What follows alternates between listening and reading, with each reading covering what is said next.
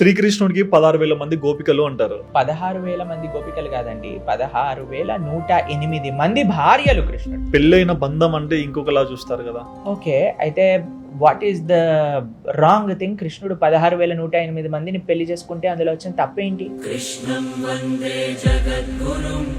ఒకసారి బృందావనంలో మొత్తం అగ్ని, ఒక ఫారెస్ట్ ఫైర్ వచ్చినప్పుడు కృష్ణుడు అనగానే మొత్తం ఫారెస్ట్ ఫైర్ నోట్లోకి వెళ్తుంది.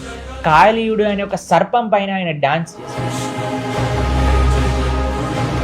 7 రోజులు 7 రాత్రులు గోవర్ధనం అనే ఒక 21 మైళ్ళు, ఇప్పుడు మనం చూస్తే కిలోమీటర్లు ఉండే గోవర్ధన పర్వతాన్ని ఎడమ చేతి చిటికని వేలి పైన నించొని ఆయన ధరించారు.